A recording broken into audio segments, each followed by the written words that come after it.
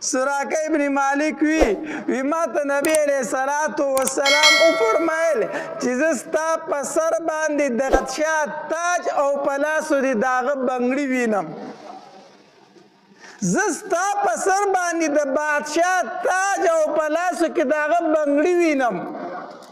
عمر رضی الله تعالی تو فرمایل وی تا په هغه ټایم کې سوي وی مال په هغه ټایم کې خندا رااله چې په کلی کې د اوسېدو ځای نشته خلکو د کلی نه ویستي او داوی دومره غټې غټې کوي. عمر رضی الله تعالی د بادشاه غب تاج راواغستو او د سراقه ابن مالک په سر باندې کېښود او بیا فرمایل وی اگر چې د سرو بنګړي نارینه له په لاسول حرام دي جایز نه دي خو زه نن د خپل جانان ارمان پوره کومه واله سراقه ابن مالک دا بنګړي په لاس کې خیر دی بیا به یې وباسي. سراقه ابن مالک هغه بنګړي راواغستل او په لاس یې کړو چې په سر د بادشاه تاج کېښود او په لاس یې بنګړي کړلو. عمر رضی الله تعالی فرمایل ما د خپل محبوب ارمان پوره کړو. چې کله نبی علیه الصلاۃ والسلام د مکی والو نا امید شو او هغې ډېر زیات تنګ کو نبی علیه الصلاۃ والسلام. نو نبی علیه الصلاۃ والسلام د مدینی منورې طرف ته هجرت اراده وکړه. نبی علیه الصلاۃ والسلام په غار سور کې 3 ورځې پاتې شو او په 3مه ورځ باندې د غار سور نه روان شو. 4 کسانو یو نبی علیہ الصلوۃ والسلام پخپلو یو ابوبکر صدیق رضی الله تعالی عنہ او دریم وسره د ابوبکر صدیق رضی الله تعالی عنہ آزاد شوی غلام عامر بن فهیره ورسره او یو ورسره لار خودن کې عبد الله ابن اریقط دلا په دغه ټایم کې مسلمان نو کافر وو خو دله به خلکو اجرت ورکو اعتمادي سړی و خلکو ته به یې لار ښودله. نو دا 4 تنه وو او 2 ورسره اوښې وې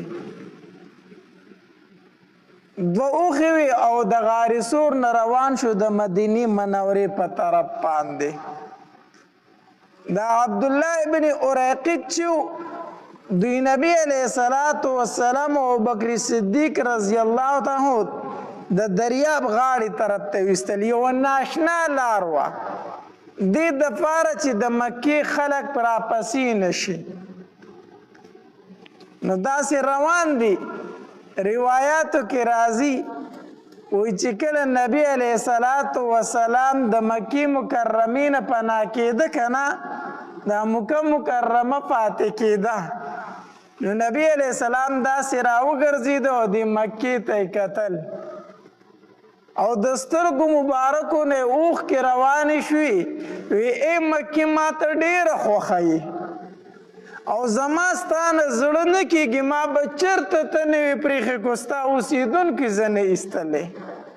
خو څه وکړم ستا اوسېدونکي ما په تا کې نه پرېږدي نو ځکه ستا نه روان یمه.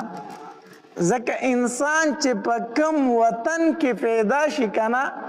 په کم ملک کې پیدا شي که نه خو هغه ډېر خړ پړ وي خو انسان ته ډېر خوږ وي او که خپل وطن خوږ نه وي نو دا مسافر به تې په سرو سترګو نه تلو. دوی هغې رڼاګانو له ځي د بار ملکونو رڼاګانو او ښارونو له ځي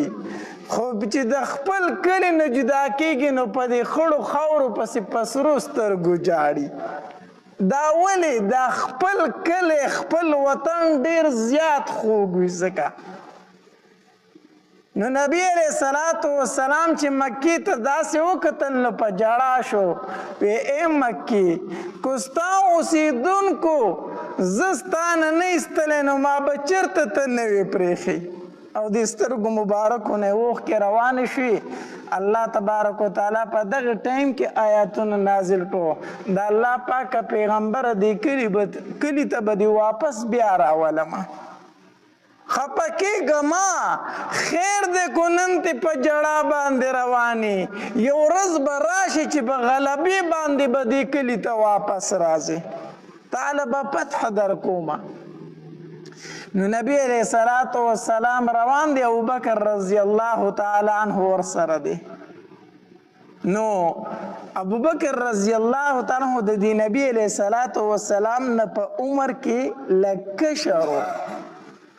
په عمر کې ته کشر خو د بدن نه به داسې ښکارېده چې دی د نبی علیہ السلام نه مشر دی، داسې به ښکارېده. نو چا چې به تپوس وکړو د ابوبکر رضی الله تعالی عنه نه، وی دا ملګری در سره څوک دی؟ ملګری در سره څوک دی؟ نو ابوبکر رضی الله تعالی عنه ته وفرمایل وی دا هغه انسان دی چې ما ته لاره ښایي، دا هغه انسان دی چې ما ته څه ښیي؟ لاره ښایي. نو د خلکو به دا مطلب و چې کیدای شي دا ورسره لاره ښودونکی وي، ځان سره یې څوک روان کړی. او د ابوبکر رضی الله تعالی مطلب به دا و چې دا هغه انسان دی چې ما ته د جنت لاره ښیي، ما ته د جنت لاره ښیي. نو ابوبکر رضی الله تعالی دروغ نه ویلو، د هغه په ذهن کې او په سوچ کې دا و چې دا هغه انسان دی چې ما ته د جنت لاره ښیي. خو بل سړي به ترې دا فهم کړه چې دا ورته چېرته د مدینې منورې لاره ښیي. روان و دواړه، او دغه دوه ملګري ورسره نور هم دي. په دې دوران کې دا خبر په مکه مکرمه کې خور شو چې نبی علیہ السلام د مکې نه ووت، لاړو. ابو جهل اعلان وکړو، وی کو چا د دې دواړو سرونه مونږ له راوړو، د ابوبکر رضی الله تعالی سر یې مونږ له راوړو، او یا مونږ لیدو نبی علیہ الصلوۃ والسلام سر راوړو، نو هغه انسان له به سل اوښان ورکولی کېږي. په یو سر باندې سل اوښان کېښودل، نو د دواړو د سرونو قیمت یې څو کېښودو؟ 200 اوښان. وی کو دا دواړه مونږ له چا ژوندي راوستو یا د دوی سرونه مونږ له راوړو، نو د هر یو تن په سر باندې 100 اوښان انعام دی. نن سبا هم خلک داسې کوي که نه، د یو مجرمي یا دشمني و چا سره وی هلکه کو دا سړی رالی چا ووجې نو دومره انعام به ورله ورکم. نو دا مکی مشرکین او ابو جهل اعلان وکړو، وی د نبی علیہ السلام د سر قیمت 100 اوښان دي، او د ابوبکر د سر قیمت 100 اوښان دي. و 100 اوښان چې دي که نه، دا په لوی قیمت لري. او په دغه زمانه کې 100 اوښان داسې وو لکه نن زمانه کې 100 موټرې. یو سړي ته ووایي چې کو پلان کې دې راله ووجې زه درله 100 موټرې انعام درکوم، دا څومره روپۍ دي؟ نو بس د مکې مکرمې هر یو تن کوشش دا شروع کو چې د نبی علیہ الصلوۃ والسلام سر مبارک راوړي. نعوذ بالله.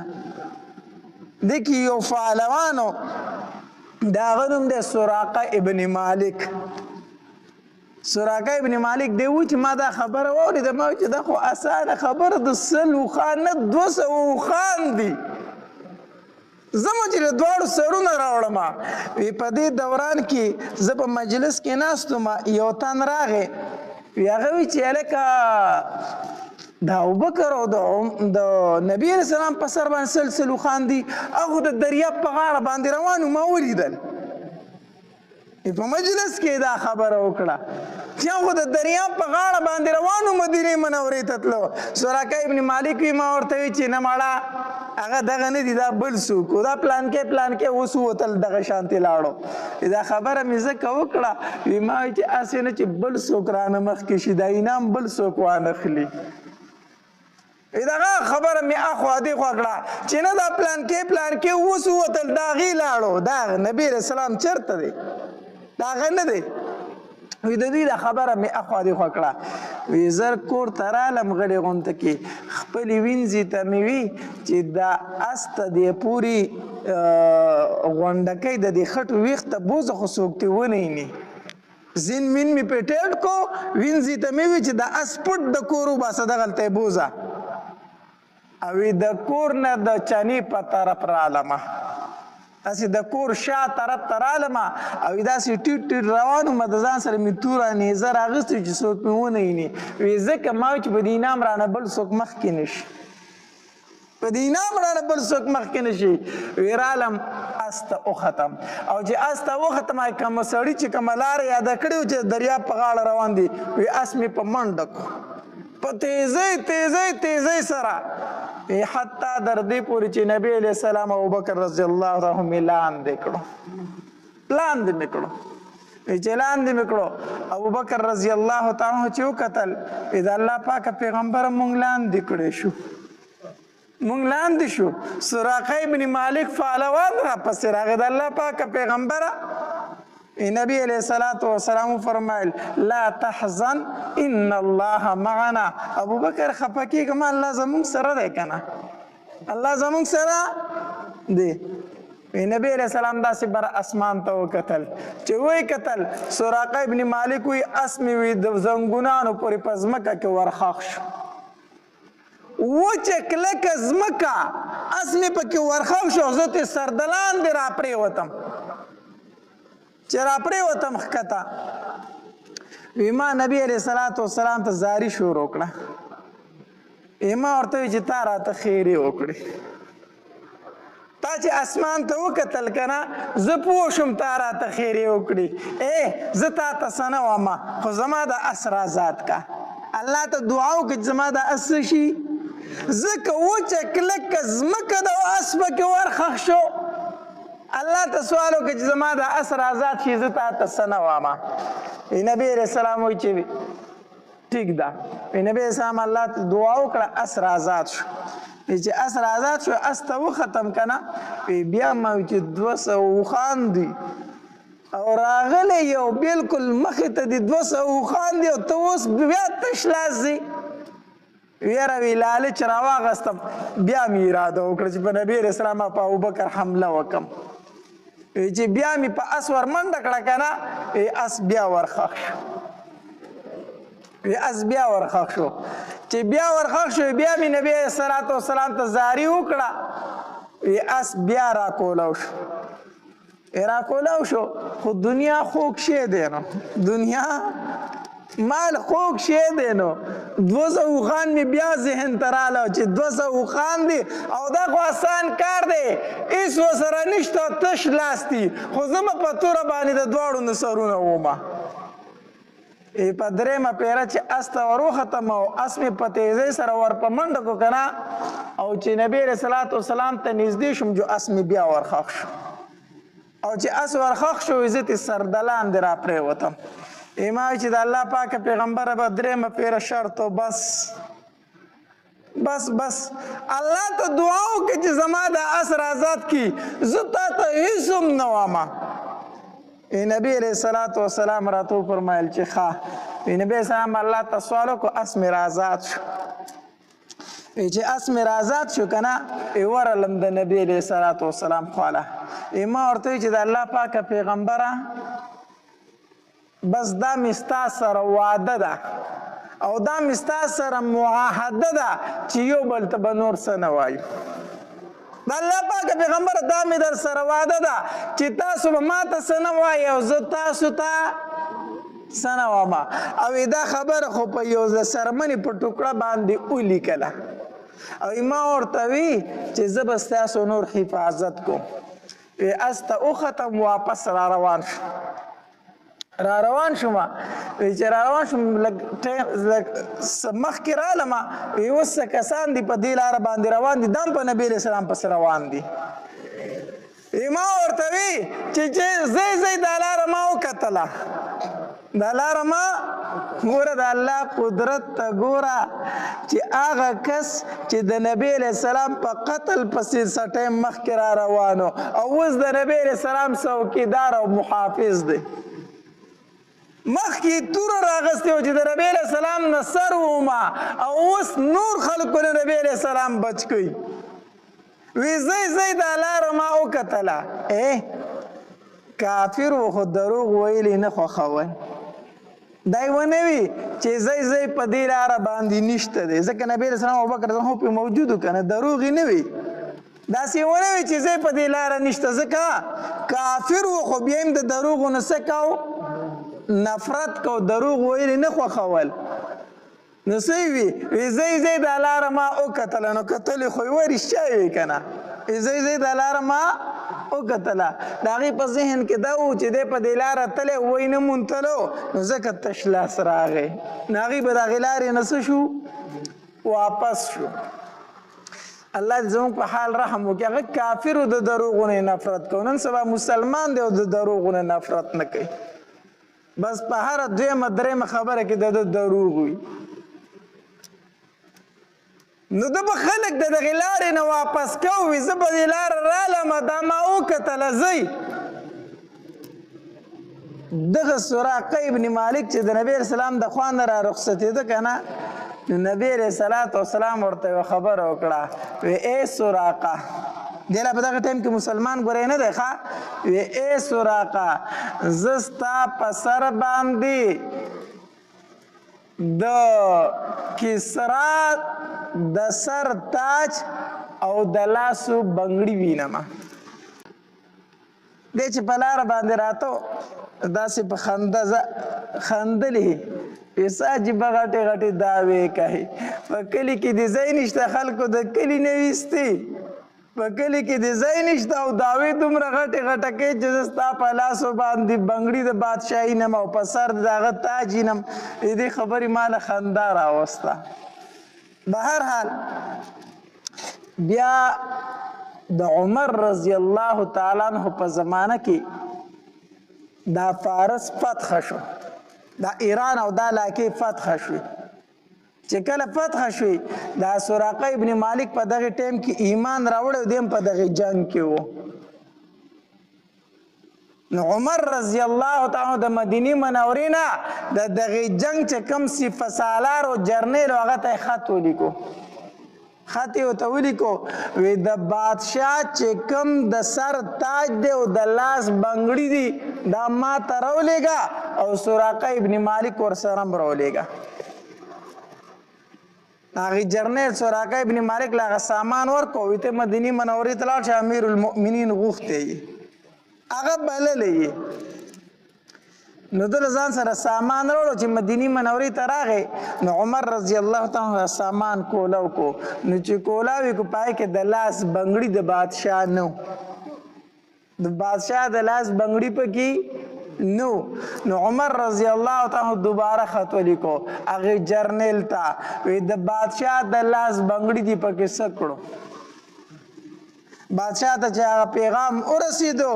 سامان یې ولټو یقینا بنګړي هلته پاتې شو نو هغه یې واپس هغې کس له ورکړو وي دا امیر المؤمنین له ورسوه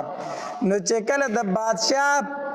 هغه تاج او بنګړي راله که عمر رضی الله تعالی یو لویه جلسه مقرر کړه مسجد نبوي کې لویه جلسه یې مقرر کړه ډېره غټه جلسه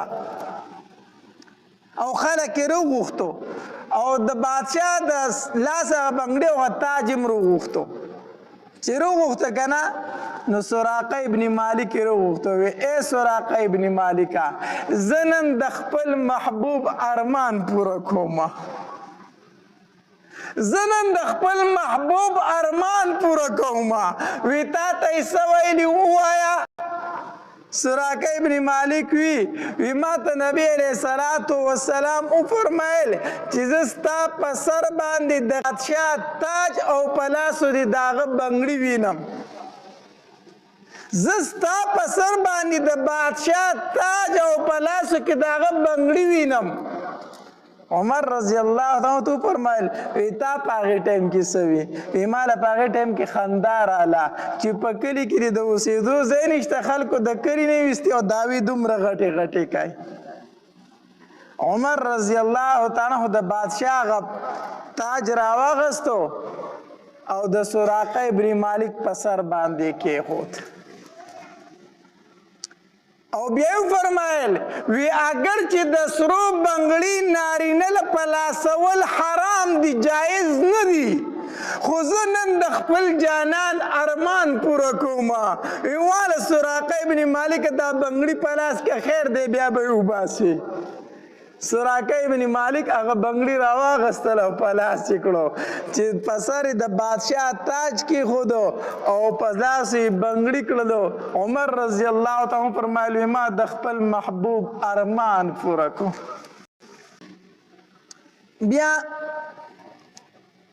عمر رضی الله نبی علیہ الصلوۃ والسلام د ابوبکر رضی الله تعالی سره مخکې روان دی دغلته کې د مکې مکرمې او د مدینې منورې په دې لاره کې یوه زنانه پاتې کېده هغې ته به ام معبد وي دا یو ډېره سخي زنانه وه مشره زنانه وه په دې لاره به چې څومره مسافر لکه نه د ام معبد به د هغې میلمستیا کوله د دې په کور کې به یې دمه کوله او دې به یې میلمستیا کوله دا ډېره سخي زنانه وه نو نبی علیہ الصلوۃ والسلام ابوبکر رضی الله تعالی د ام معبد کور ته ورلو او دی بوډۍ ته وی موري مسافر یو زمونږ میلمستیا وکا موږ د خوراک سکاک څه شی راکوږي یو مسافر یو ام معبد دی بوډۍ ښځې ورته وی یاره زما سره خو نن د خوراک اړو څه شی نشته دی چې زه تاسو له درکمه نن خو ما کره کور څه شی نشته چې زه تاسو له درکمه نبی علیہ الصلوۃ والسلام ورته وفرمایل وی مورې کوپۍ هغه راکه به وسکو هغې ورته وي وی هلکه نوجوانه پۍ راکړم نن نشته بیزي تلي سارا ته نو چې نبی علیہ السلام داسې وکتل که نه نو یوه ټپه بیزه وه داسې په ګوټ کې ولاړه وه ناجوړه وه نبی علیہ الصلوۃ والسلام ورته وفرمیل وی مورې دې بیزې نه راله پۍ واخله که نه هغې ورته وی بچیا دا خو ناجوړه ده ټپه د کمزورې ده ځکه خو د بیزو نه پاتې شوي د هغې سره تلی نه شي او بل وچه هم د پۍ پکې نشته د سلنګه خو نه ده نو ناجوړ هم ده وچ هم ده په دې کې پۍ د کم طرفه دي نبی علیہ الصلوۃ والسلام ورته وفرمایل وی مورې ما ته اجازه شته چې زه دې پۍ واخلمه د ام معبد دا په خندا شوله هغې دا وګڼله چې دا هسې نانجانه دي پوهېږي نه دا پوهېږي نه نانجانه دي چېرته هغه په خندا شوله وی زما مور او پلار دې په تا باندې قربان شي ورشه کو اخیستی شي ترې واخله تې په خندا شوه که ته ترې اخیستی شي نو واخله تې دا خو ناجوړه ده وچه ده نبی علیہ الصلوۃ والسلام داسې یو لوښی راواغستو او هغه لوښي نه به وی اته تنه مړېدل اته تنو چې به دې پۍ وسکل نه اته تنه به ترې ماړه شو نبی علیہ السلام هغې لوښي ته لاس کو او دغې بیزې په دې غولان ځای داسې لاس ول شروع کړو نو کوم شي ته چې د نبی علیہ السلام مبارک لاس ورسي نو په دې غولان چې نبی علیہ السلام لاس والی شروع کړه که نه غولان د پیو ډکه شوه او بیزه ناجوړه وه شخون وهلې هم شروع کړه دا څاروی چې ناجوړې دی شخون نه کوي که نه ناجوړه وه نو هغې زر زر شخون شروع کړه غولان چې د پیو ډکه کړه نبی علیہ السلام په خپلو مبارکو لاس شروع شو بیزه لوشلې شروع کړو لوښی یې ترې ډک کړو ام معبد ته یې وي ته ترې پی وسکه هغې لوښی په سر راوړو مړه شوه تې ابوبکر رضی الله تعالی ته ته ترې هم وسکه هغه ترې هم مړ شو دوه ملګري ورسره نور هغه ترې هم ماړه شو او په آخر کې نبی علیہ السلام چې لوښی په سر راوړو په خپله ترې مړ شو دا خو څلور پنځه تنه وو که نه په لوښي کې پۍ سور راتلو د اتو تنو ام معبد له نور پۍ ورکړو مورې دا کېده او دا سنبال که دا به دې په کار راشي دا به دې په کار راشي اوس ام معبد نبی علیہ السلام ته سوال منت وکړو تاسو مونږ کره پاتې شه زمونږ کره نن شپه وکړئ هغې خو ولیده که دا خو عجیبه نوجوان دی پاتې شه دلته شپه وکړئ نبی علیہ الصلوۃ والسلام ورته وفرمایل مورې مونږ ته لار پرته ده مونږ به ځو مونږ ته ډېر مزل پروت دی. نبی علیہ السلام ابوبکر رضی الله تعالی د دین روان شو. اوس ماښام شو نو ابو معبد د دې ام معبد چې کوم خاون و هغه ماښام ته بيزي راوشړلې چې ګړې بيزي راوشړلې ګوري اوس لوښی د پویو ډک پروت دی. ای ام معبدو دا پوی د کوم طرفه دا درله چا راوړي دي؟ دغه دا مطلب چې د مسافرو سره به په لاره تلو پوی به جو دلته یې دې سره ایښې وایي دا پوی کوم ځای و؟ نو هغې ورته وایي دا خو ستا دې ناجوړې بيزې کړي دي دا خو دې کړي دي. وایي دا ته څه وایي؟ اوس چې بيزې ته یې وکتل بيزه ناجوړه نه ده بيزه روغه رمټه ولاړه ده او غولان چې د پویو ډکه ده بیا. نو هغې ورته وایي ام معبد دا راته ووایي چې کړي دي څه دي؟ بيزم جوړه شوې ده غولان زم د پویو ډکه ده لوښي هم د پویو ډک پراته دي دا څه قصه ده؟ ام معبد ورته وي یو نوجوان هلک دلته میلمستیا له رالو زمونږ کور کې هېڅ شی نه و او هغه د بيزې په غولان چې څنګه لاس ووخو بيزه هم جوړه شوه او دغه یې پی دی غولان چې بیا هم د پیو ډکه ده. خاونې ورته وي د دغې هلک به راته لږ صفت بیان نه کړي څه حلیې راته بیان کړي د شکل و صورت نه څنګه جوړو دا څنګه هلک و؟ ام معبد ورته د نبی علیه السلام حلیه ذکر کړه چې داسې داسې هلک دی او داسې شکل و صورت یې دی. ابو معبد پوه شو وی کو الله مې نه خطا کوي که نه دا هغه د مکې د قریشي خاندان هغه هلک دی هغه د پیغمبرۍ دعوی چې کړې ده. ظالمې تا ایساره ونه ستا نه لاړو تا ایساره ونه ما ورته ډېر وي خو هغوی ما ته وي چې مونږ ته لاره پرته ده مونږ ځو وي دا هم هغه سړی دی چې کوم د مکې نه راوتی دا هم هغه هلک دی چې کوم د مکې نه راوتی دی او قسم په الله زه به پې ایمان راوړم. ام معبد هم مسلمانه شوله او خاون هم څه شو مسلمان شو دواړو ایمان راوړه. اسما رضی الله تعالی فرمایي زه به په کور کې ناسته او ما به ژړلو مې به چې نبی علیه السلام به مدینې ته روغ تلی کو روغ ته نه تلی او زما بابا به ورسره روغ تلی او که نه به یې تلی ځکه چې د کوره وتې دي او دشمنان ورپسې دي او موږ ته هېڅ خبر رانغی چې زما بابا او نبی علیه السلام په کومه مخه لاړو. په کور کې به ناسته ومه ژړل مې به خفه به ومه. په دې دوران کې په مکه مکرمه کې یو اواز وشو اواز کېږي او څوک اینی نه اواز راځي خو اواز کوونکی څوک اینی نه. اواز څه دی؟ اواز دا دی وی هغه دوه ملګري د ام معبد کور ته ورسېدل. مطلب دا چې ای مکې والو ستاسو د لاس نه وتې دي تلي دي. هغه دوه ملګري د ام معبد خیمو ته ورسېدل د هغې کور ته ورسېدل او چې کوم ورسره ملګری دی هغه هم کامیاب شو ام معبد هم کامیابه شوه. الله چې کوم ورسره ملګری دی هغه هم څه شو کامیاب شو. ابوبکر رضی الله تعالی عنه یو ځل عمر رضی الله تعالی عنه ابوبکر رضی الله تعالی ته فرمایل وی ابوبکر راځه نن یو خبره کو. ابوبکر رضی الله تعالی ته څه خبره کو؟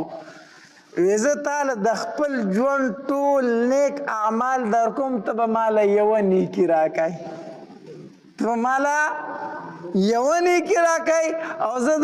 د خپل ژوند ټول نیک اعمال در کوم. وی تا ته پته ده چې ما څومره جهادونه کړي دي.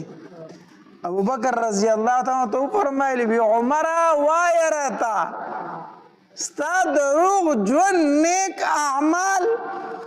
هغه ما ته پته ده چې تا د دین اسلام دپاره څومره کړاوونه کړي تا څومره جهادونه کړي زما نه به یوه نیکي اخلي او ما له د ټول ژوند نیک اعمال راکوي وایه راته عمره څه خبره ده؟ عمر رضی الله تعالی ته وفرمایل وی ابوبکره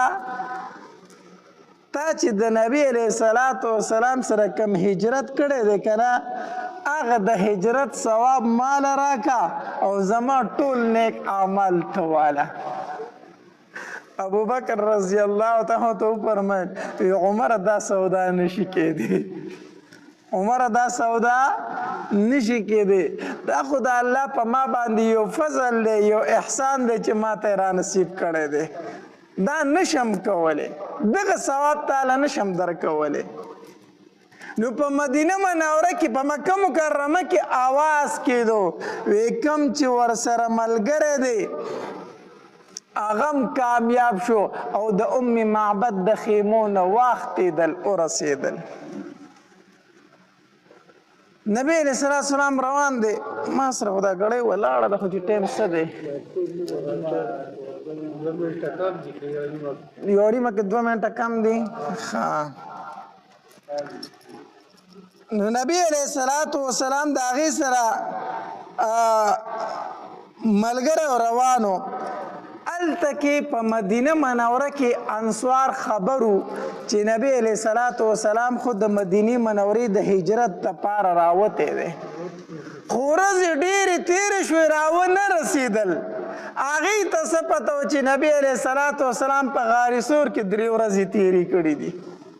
دې نه خو نه خبر که نه چې 3 ورځې خو نبی علیه السلام په مکه کې حصار شوی په غار کې. نو د مدینې خلک به سحر راوتل دا قبا مسجد چې کوم ځای دی دغې ځای ته به راوتل د قبا دې ځای ته او ناس به د نبی علیه السلام په انتظار کې. خو چې کله نور به تود شو ګرم شو که نه نو ناامیده به واپس بیا لاړه مدینې منورې ته. هر سحر به راتله او دغلته به انتظار کو او چې کله به نور ګرم شو نو واپس به بیا تلو مدینه منورې ته. تر دې چې نبی علیه الصلاة والسلام راورسېد. چې راورسېدو د انصار ډېر زیات خوشحاله شو او نبی علیه الصلاة والسلام وفرمایل وی اول کار دلته دا کو چې دلته جومات جوړو، دلته څه جوړو؟ جومات جوړو. او نبی علیه السلام په خپله پاڅېدو یوه تیږه یوه ګټه یې راواغسته او داسې یې کېښوده وی دا د جومات بنیاد شو، دا لومبۍ ګټه شوه. دویمه ګټه ابوبکر رضی الله تعالی راواغسته کېښوده او درېیمه عمر رضی الله تعالی کېښوده او صحابه کرام شروع شو ګټې راوړه او جومات شروع شو. روایتو کې راځي وایي نبی علیه السلام به ګټه راواغسته نو دا ګټه چې درنۍ نو سړی د خېټې سره ونیسي که نه داسې روچه ده کې د خېټې ته اړمه کړي. نبي علیه السلام به ګټې راغستې د خپلې خېټې مبارکې ته به اړمې کړې را روان به صحابه کرام به ورته فرمایل وی د الله پاکه پیغمبره ته کښېنه سیټ ته که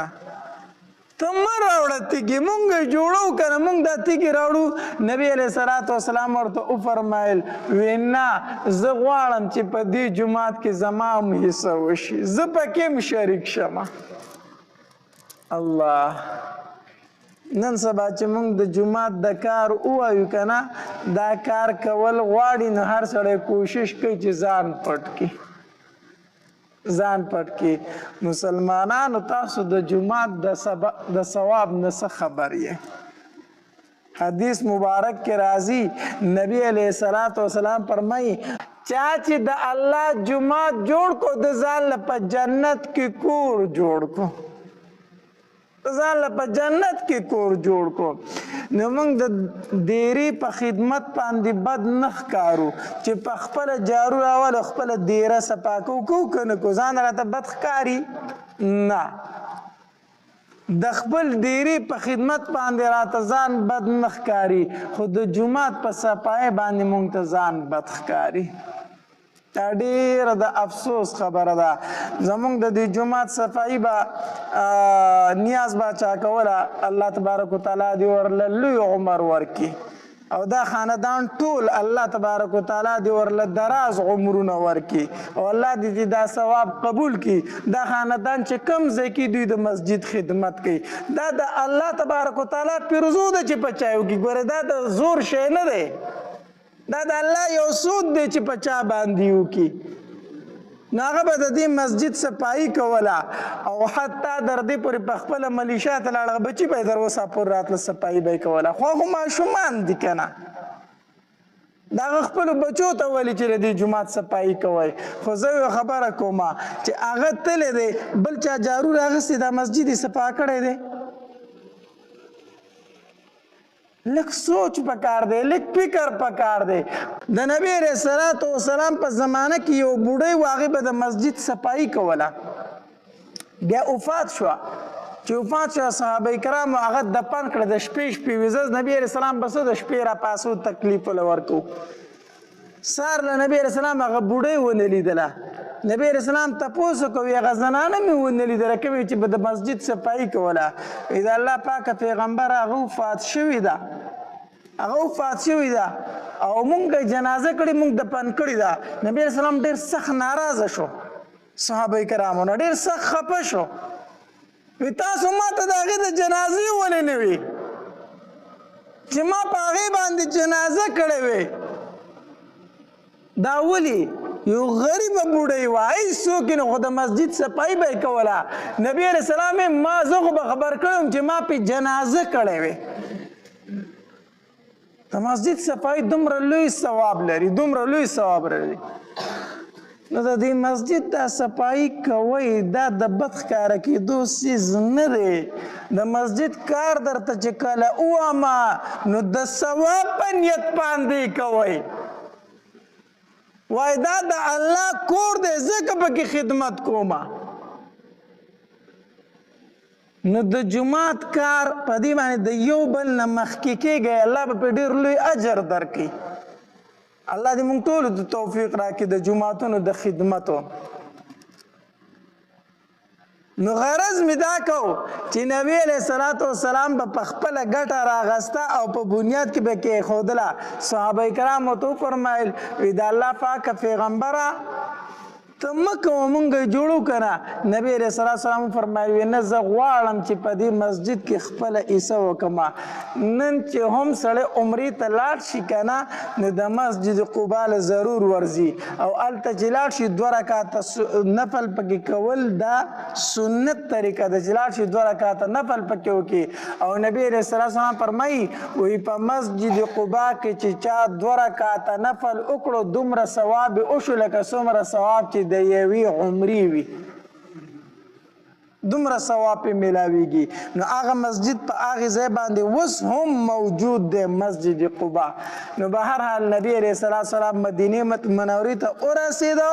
او هلته یې د مسجد قبا بنیاد کېښودو دا د نبي علیه السلام د هجرت مختصر واقعه وه انشاءالله مخکې به وایو الله تبارک وتعالی دې عمل کولو توفیق راکړي واخر دعوانا ان الحمد لله رب العالمین